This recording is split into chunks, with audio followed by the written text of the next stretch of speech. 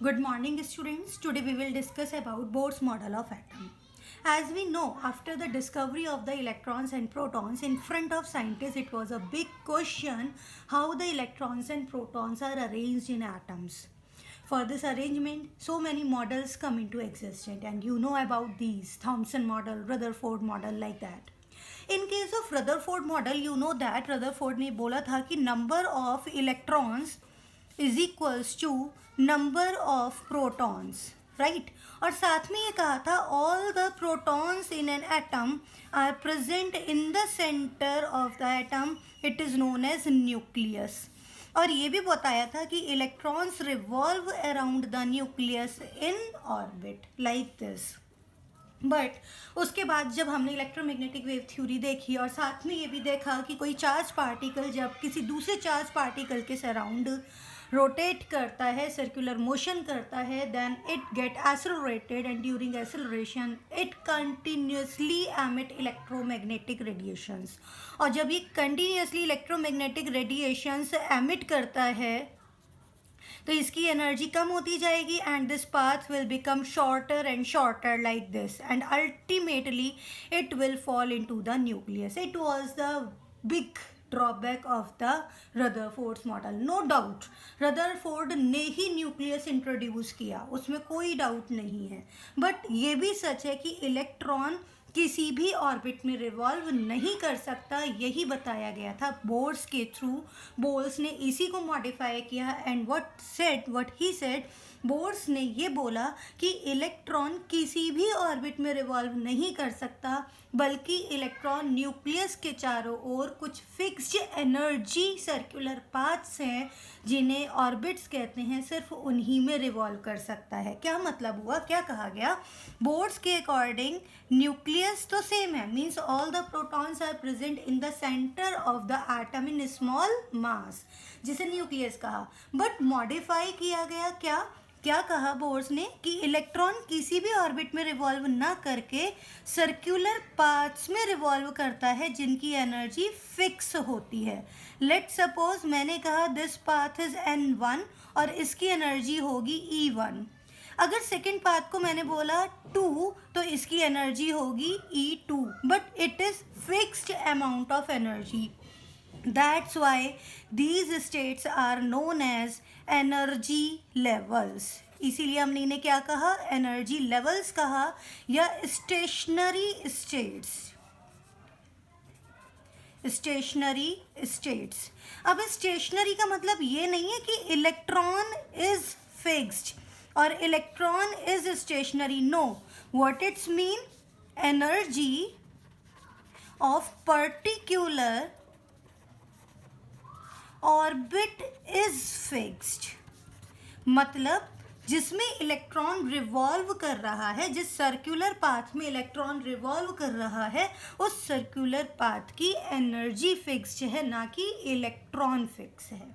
तो बोर्स ने पहला मॉडिफिकेशन क्या किया, बोर्स ने क्या बताया? बोर्स ने after the study of the Rutherford model ये बोला कि न्यूक्लियस के अराउंड इलेक्ट्रॉन्स किसी भी ऑर्बिट में रिवॉल्व ना करके फिक्स्ड एनर्जी ऑर्बिट्स में रिवॉल्व करते हैं, और इसीलिए इलेक्ट्रॉन्स एक पर्टिकुलर एनर्जी ऑर्बिट में रिवॉल्व कर रहा है, इसलिए अपनी एनर्जी को लॉस नहीं करेगा. यहाँ एनर्जी एक फिक्स्ड ऑर्बिट की है, मतलब एक ऑर्बिट की फिक्स्ड एनर्जी है और उस फिक्स्ड ऑर्बिट में ही इलेक्ट्रॉन रिवॉल्व कर सकता है. और बोर्स ने इन्हें एनर्जी लेवल्स या फिर स्टेशनरी स्टेट्स कहा. अब जब डिफरेंट एनर्जी लेवल्स के लिए एनर्जी डिफरेंट है, तो बोर्स ने इस एनर्जी को निकालने के लिए एक फार्मूला भी दिया and it is known as Bohr's formula, जिसके according n is the level of energy 1 2 3 like that.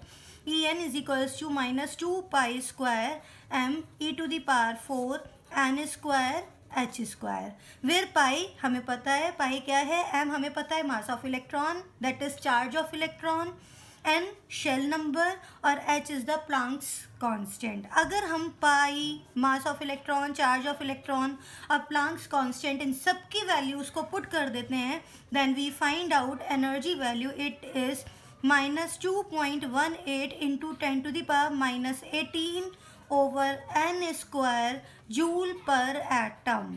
It is the formula for the energy of particular state. मतलब सपोज n इक्वल्स टू 1 में electron है तो उस electron की energy किसके equal होगी, this one amount. अगर यही इलेक्ट्रॉन n2 में पहुंच जाएगा तो हमें यहाँ पर n की जगह में क्या पुट करना होगा, 2 स्क्वायर मीन्स 2 स्क्वायर से इसको हमें डिवाइड करना होगा. तो एनर्जी किसकी इक्वल हो जाएगी, -2.18 इंटू 10⁻18 ओवर 2 स्क्वायर जूल पर एटम. Like this. हमको ये जूल में है, यहाँ पर एनर्जी जूल में आ रही है, एक एटम की एनर्जी जूल में आ रही है, लेकिन मुझे per atom energy electron volt में कन्वर्ट करना हो तो I know that 1 electron volt equals to होता है 1.6022 इंटू 10⁻19 जूल. तो मैं इस वैल्यू को इलेक्ट्रॉन वोल्ट में भी कन्वर्ट कर सकती हूँ. It comes out to be -13.6 over n square electron volts per atom. Another form. अब क्वेश्चन, न्यूमेरिकल क्वेश्चन जिस भी टर्म में हो हम फॉर्मूला अप्लाई कर सकते हैं.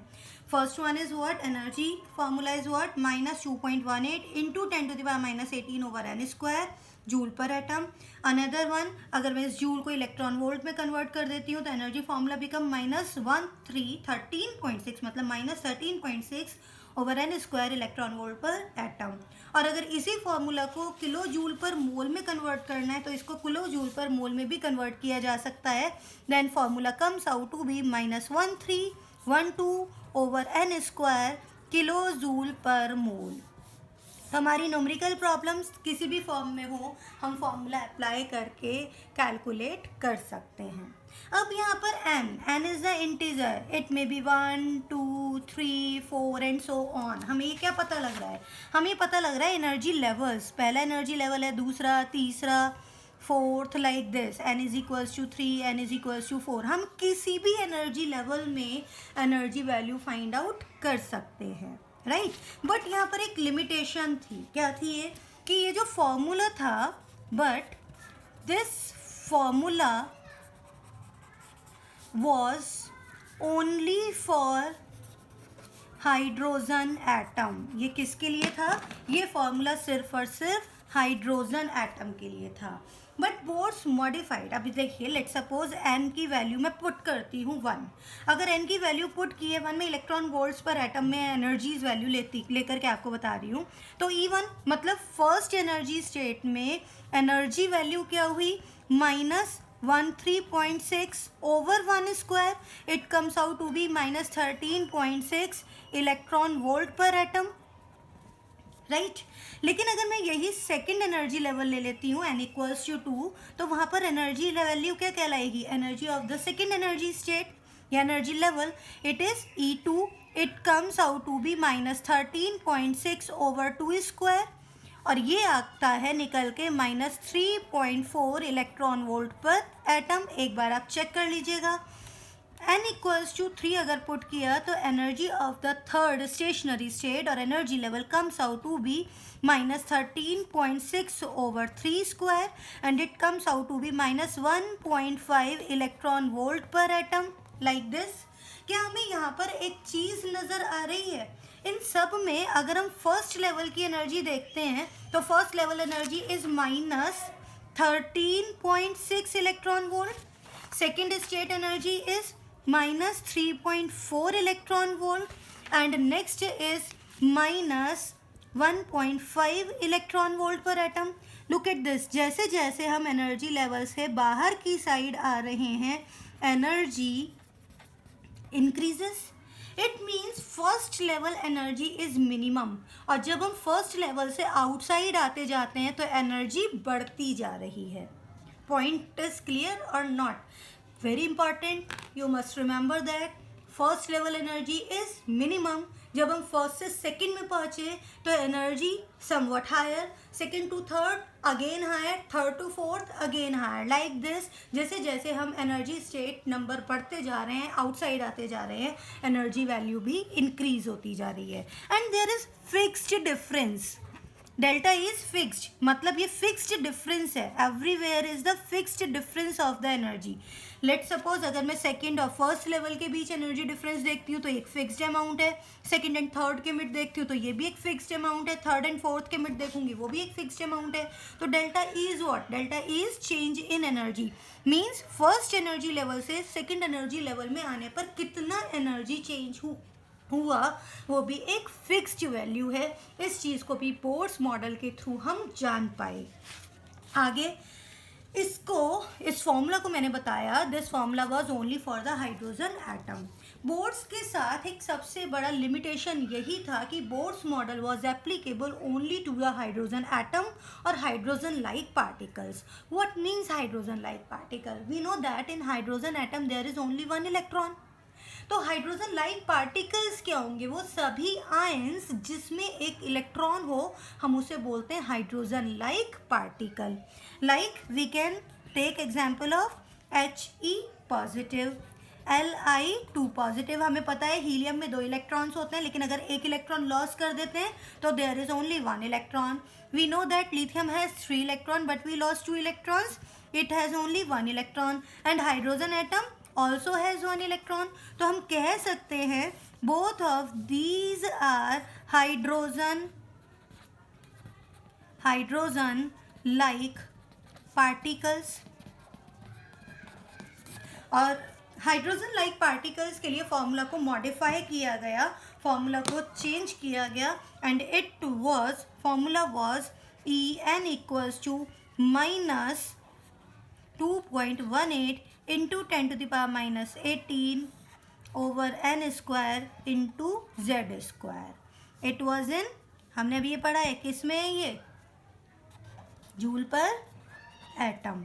तो इस केस में z क्या होता है? z is what? मैं पहले आपको बता चुकी हूँ, इट इज एटॉमिक नंबर। तो हम z की वैल्यू यहाँ पुट कर देंगे। लेट सपोज मैं He पॉजिटिव के लिए देख रही हूँ तो यहाँ पर क्या हो जाएगा? 2 स्क्वायर। लिथियम 2 पॉजिटिव के लिए देख रही हूँ तो क्या हो जाएगा? 3 स्क्वायर, लाइक दिस। तो ये फॉर्मूला मॉडिफाई हुआ। ये फॉर्मूला किसके लिए? This is for the hydrogen like particle. अगर हमें एनर्जी हाइड्रोजन लाइक पार्टिकल के लिए फाइंड आउट करनी है तो सेम फॉर्मूला है। अगर मुझे इलेक्ट्रॉन वोल्ट पर एटम में देखना है, into Z square. Kilo joule per mole में देखना है, इंटू जेड स्क्वायर। तो it was the formulas related to the energies of the particular circular paths, जिन्हें हम कहते हैं स्टेशनरी स्टेट्स। अब यहाँ से फर्दर एक बहुत इंपॉर्टेंट बात निकल के आती है कि energy of electron in particular orbit is quantized. अब ये क्या है, इसके बारे में आपको बताती हूँ। It is very very important point. What is this? Energy of electron, energy of electron in particular orbit is quantized। What means quantized? Quantized का मतलब होता है fixed। ये चीज़ तो अभी हमने देखी है, बहुत आसानी से हम बता सकते हैं कि एक पर्टिकुलर ऑर्बिट की एनर्जी क्वांटाइज्ड है on the basis of his theory. Boards ने ये बताया कि एक पर्टिकुलर ऑर्बिट की एनर्जी क्वांटाइज्ड होती है, मतलब एनर्जी अगर ऑर्बिट की क्वांटाइज्ड है तो उसमें इलेक्ट्रॉन रिवॉल्व कर रहा है, उसकी एनर्जी भी क्वांटाइज्ड है। Let suppose electron revolve in first energy level, तो उसकी energy -13.6 electron volt per atom के इक्वल होगी। ऐसे ही n इक्वल्स टू 2 है, energy change n equals to 3 है, fixed energy value. It means what? यहाँ से हमें क्या पता लगा कि एक पर्टिकुलर इलेक्ट्रॉन की एनर्जी पर्टिकुलर ऑर्बिट में फिक्स्ड होती है, that's why it is known as quantized. अब यहाँ पर सिर्फ एनर्जी ही क्वांटाइज्ड नहीं है, one more parameter that is the angular momentum, it is also quantized. Again very important, not only energy but also angular momentum is also quantized value। Angular momentum, इसे आप physics में study करोगे, अभी तो हम simple बस ये जान लेते हैं एंगुलर मोमेंटम यहाँ पर क्वांटाइज्ड है and it is multiple integral of h over 2 pi. Angular momentum को रिप्रेजेंट किया जाता है mvr से, और क्या बोला गया है, ये क्या है, it is multiple integral of h over 2 pi. It means you have to multiply at any integer, you have to multiply it by any integer n into h over 2 पाई। अब यहाँ n क्या है, अगेन 1 2 3 4 लाइक दिस। अगर मैं यहीं पर बोलती हूँ फर्स्ट एनर्जी लेवल के लिए n की वैल्यू 1 है, तो इसका एंगुलर मोमेंटम किसके इक्वल होगा, its angular momentum will be equal to h over 2 pi. लेकिन अगर मैं यही n की वैल्यू 2 देखती हूँ, तब इसका एंगुलर मोमेंटम किसके इक्वल होगा, 2h over 2 pi. Now n value is 2। It means for n equals to 1, angular momentum mvr equals to h over 2 pi. लेकिन अगर मैं सेकेंड शेल के लिए देखती हूँ, तो mvr equals to 2h over 2 pi. और for the third, angular momentum is equals to 3h over 2 pi. It can't be 1.5 or it can't be 2.5, 2.6 like this. It is always multiple integral of the h over 2 pi value. It is again the next postulate that is given by the Bose, and very very important, Bose ने क्या कहा कि सिर्फ energy value ही quantized नहीं है, बल्कि angular momentum जिसमें electron revolve कर रहा है पर्टिकुलर ऑर्बिट में, उसका एंगुलर मोमेंटम भी क्वांटाइज्ड वैल्यू है, and it is multiple integral of the h over 2 pi. Means angular momentum of electron is a fixed value. Angular momentum of electron, if n equals to 1, first energy level के लिए देखते हो तो it equals to h over 2 pi. Angular momentum of the electron for the second level, it equals to the h over pi, 2 2 2 cancel हो जाएगा, h over pi. And angular momentum of electron in third energy level, it would be equals to 3h over 2 pi. मतलब ये एक multiple integral value है, ये 1.6, 1.7, 1.8 या 2.4, 2.6 इस तरह से नहीं है, एक मल्टीपल इंटीग्रल है h ओवर 2 पाई का। तो रिमेंबर दैट, अभी मैंने आपको बताया बोर्ड्स मॉडल के एटम के लिए जब डेवलपमेंट चल रहा था, तो सबसे बड़ा ड्रॉबैक जो रहा रदरफोर्ड मॉडल का, उसको क्लैरिफाई किया गया। बोर्ड्स ने बोला नहीं, इलेक्ट्रॉन न्यूक्लियस के चारों ओर किसी भी ऑर्बिट में रिवॉल्व नहीं कर सकता, बल्कि फिक्स्ड एनर्जी ऑर्बिट्स में ही रिवॉल्व कर सकता है, जिन्हें एनर्जी लेवल या स्टेशनरी स्टेट्स कहा। स्टेशनरी स्टेट्स का मतलब ये नहीं है कि इलेक्ट्रॉन फिक्स्ड है, इसका मतलब ये होता है कि पर्टिकुलर एनर्जी, मतलब पर्टिकुलर लेवल की ऑर्बिट की एनर्जी फिक्स्ड है, और एनर्जी फाइंड आउट करने के लिए, पर्टिकुलर ऑर्बिट में इलेक्ट्रॉन की एनर्जी फाइंड आउट करने के लिए फार्मूलाज दिए, और उन फार्मूलाज के बेसिस पर हमने देखा there is a fixed energy difference between particular two energy levels, जिसे हम इजीली फाइंड आउट कर सकते हैं। डेल्टा ई, अगर मुझे E2 और E1 के मिड निकालना है, तो delta E is equals to E2 minus E1, ये बड़ी ईजीली निकाला जा सकता है, and it is again fixed quantity. जब E1 फिक्स्ड है, E2 फिक्स्ड है, E3 फिक्स्ड है, तो इन दोनों का डिफरेंस वो भी एक फिक्स्ड क्वांटिटी होगा।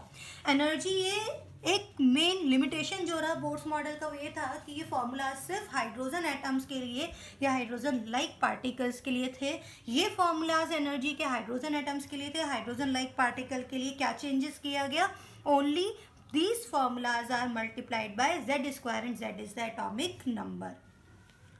अब इसके बाद बोर्ड्स ने और भी, मतलब रेडियस और वेलोसिटीज़ फाइंड आउट करने के लिए भी फार्मूलाज दिए, वो फार्मूलाज की भी बात कर लेते हैं। हाँ, इसके बाद और वन मोर थिंग, ये बोला बोर्ड्स ने कि एनर्जी किसी भी इलेक्ट्रॉन की पर्टिकुलर ऑर्बिट में फिक्स्ड वैल्यू है, इसका मतलब वो क्वांटाइज्ड है, और साथ ही साथ बताया सिर्फ एनर्जी ही क्वांटाइज्ड नहीं है, बल्कि एंगुलर मोमेंटम भी क्वांटाइज्ड है, and this angular momentum means angular momentum of electron in particular orbit is multiple integral of h over 2 pi. तो ये चीज़ आपको ध्यान रखनी है। Now I tell you next formulas radii. सबसे पहले हम बात करते हैं radii of electron in orbit. उसके लिए फॉर्मूला दिया, हम डायरेक्ट फॉर्मूला की बात करते हैं, डेरिवेशन के लिए अभी आपको नीड नहीं है। तो अगर हम रेडाई फाइंड आउट करना है, तो Rn equals to A naught n square. अब यहाँ पर ए नॉट एक कांस्टेंट है जिसकी वैल्यू होती है 52.9 picometre.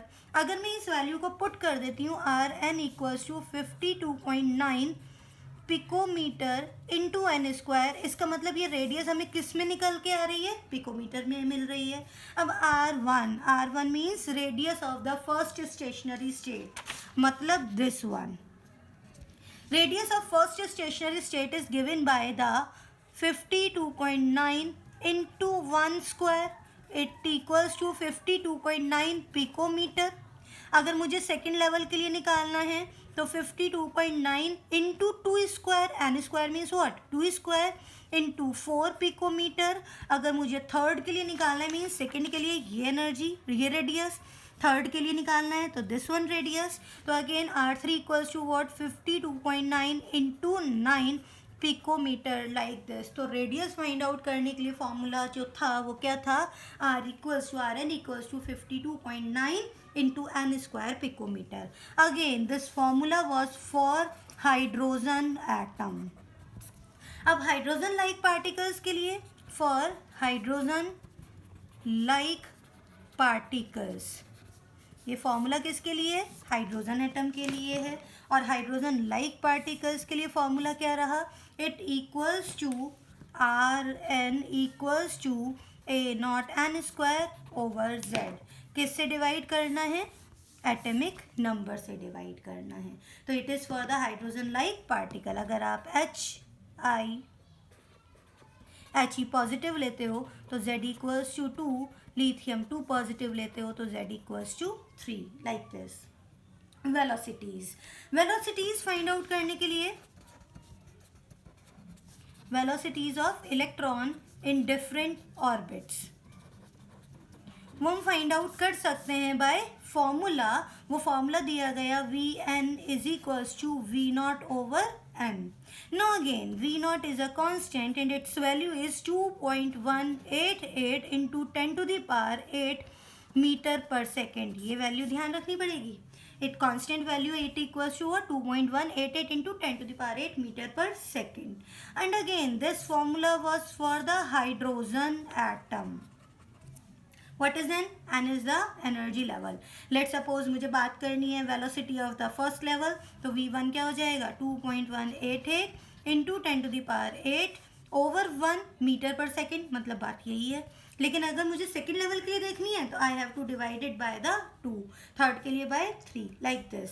Again formula for hydrogen like particle. अगर मुझे हाइड्रोजन लाइक पार्टिकल के लिए फॉर्मूला देखना है तो Vn equals to V naught into Z over m. So it is the formula for the hydrogen like particle velocity and this is formula for the hydrogen atom velocity. So these are the formulas of the radius to know the radius of the orbit, particular orbit in which electron is revolving, and this is the formula for the velocities of electron in different orbits कि different orbit में किस velocity से electron rotate कर रहा है, revolve कर रहा है। Now अभी बहुत important point जो आता है वो ये आता है, बोर ने जब काम किया तो बोर ने बहुत सारे जो पहले के डेवलपमेंट हैं उनको स्टडी किया और उनके बेसिस पर अपना ये मॉडल दिया। बोर ने देखा कि ड्वेल नेचर होती है इलेक्ट्रोमैग्नेटिक रेडिएशन की। It means some time it behave as wave and some time it behave as particle. It means जब प्लांक क्वांटम थ्योरी आई तो प्लांक क्वांटम थ्योरी के अकॉर्डिंग ये देखा गया कि some time electromagnetic radiation behave as particle. Very important point जो था वो था एटॉमिक स्पेक्ट्रा। एटॉमिक स्पेक्ट्रा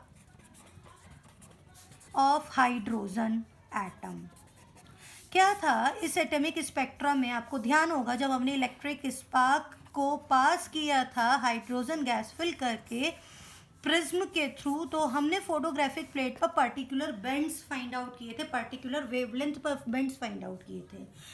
तो क्वेश्चन अराइज हुआ बोर्ड्स के माइंड में कि why these bands are arise on a particular wavelength, चाहे वो हाइड्रोजन के थ्रू, मतलब वो हाइड्रोजन किसी भी सोर्स से लिया गया हो, या हम ये एक्सपेरिमेंट आज कर रहे हो, या 4 दिन बाद करें, 1 महीने बाद करें, साल भर बाद करें, कभी भी करें।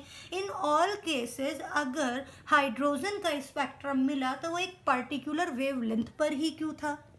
और उन वेवलेंथ को फाइंड आउट करने के लिए रिडबर्ग ने फार्मूला भी दिया था। याद होगा, हम पहले वीडियोस में एटॉमिक स्पेक्ट्रम ऑफ हाइड्रोजन की बात कर चुके हैं, बल्कि atomic and absorption and emission spectrum दोनों की ही बात कर चुके हैं।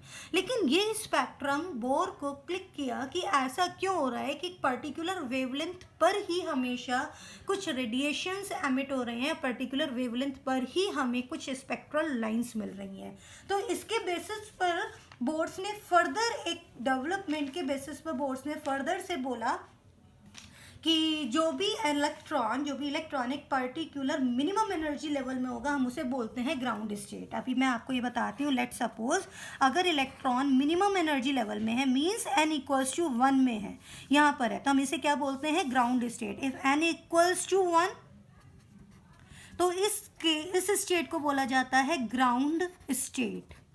अब हाइड्रोजन में एक इलेक्ट्रॉन है, अब इलेक्ट्रॉन हम मान के चलते हैं कि वो फर्स्ट ऑर्बिट में है, but there is not only single orbit, there are number of orbits like this. यहाँ पर बहुत सारे स्टेशनरी स्टेट्स हैं जिनकी एनर्जी फिक्स्ड है इस तरह से।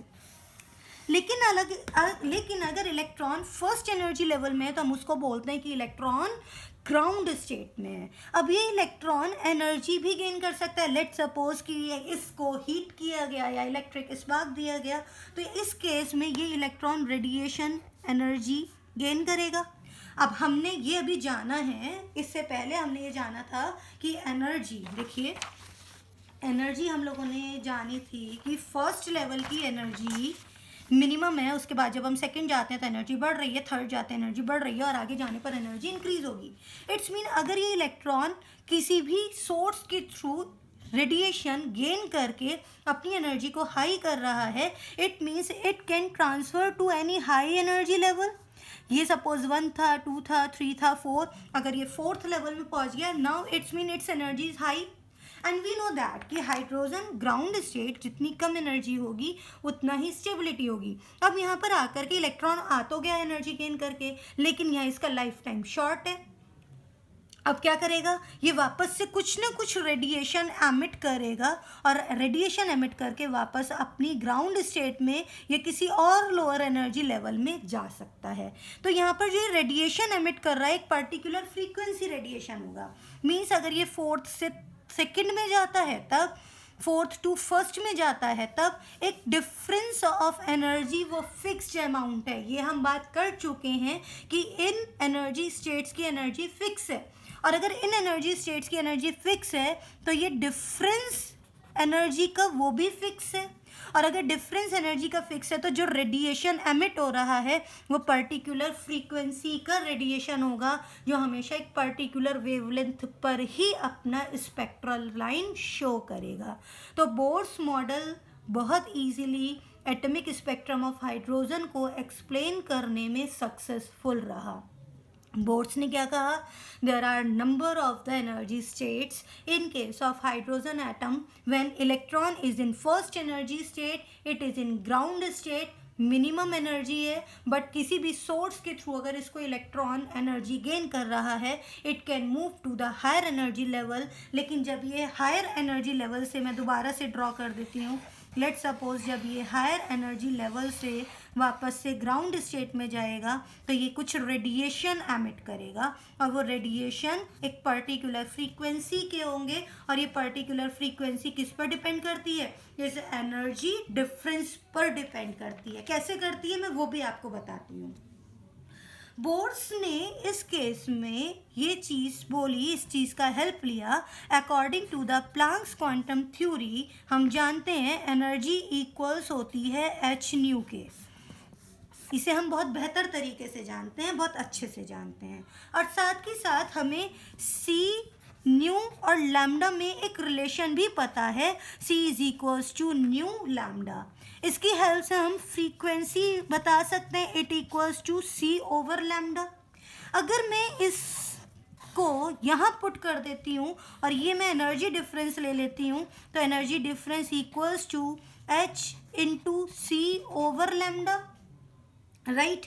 H is a constant value, c constant value है। अब मुझे पता है कि जो एनर्जी डिफरेंस है जब electron higher energy to lower energy आ रहा है जिस भी स्टेट में आएगा, तो ये पर्टिकुलर एनर्जी डिफरेंस फिक्स्ड होगा। तो ये पर्टिकुलर डिफरेंस ऑफ एनर्जी अगर फिक्स्ड है, सारे पैरामीटर फिक्स्ड है, तो लैम्डा भी फिक्स्ड हुआ। इट मीन्स कि पर्टिकुलर एनर्जी डिफरेंस होने की वजह से जो रेडिएशन एमिट हुआ वो एक पर्टिकुलर वेवलेंथ एमिशन होगा, वही हमें एक पर्टिकुलर वेवलेंथ पर स्पेक्ट्रल लाइन की फॉर्म में नज़र आता है। इस तरह से बोर्स मॉडल सक्सेसफुल रहा एमिशन और एब्जॉर्प्शन स्पेक्ट्रम को, हाइड्रोजन के एमिशन और एब्जॉर्प्शन स्पेक्ट्रम को प्रूफ करने में। तो आज हमने बोर्स मॉडल के बारे में जाना, बोर्स मॉडल के पोस्टुलेट्स के बारे में जाना। It is very important. In short, Bohr's ने रदरफोर्ड मॉडल में जो बोला था कि इलेक्ट्रॉन्स ऑर्बिट में रिवॉल्व करते हैं, बोर्स ने बोला नहीं, हर एक ऑर्बिट में रिवॉल्व नहीं कर सकते हैं, कुछ फिक्स्ड एनर्जी ऑर्बिट्स में रिवॉल्व करते हैं।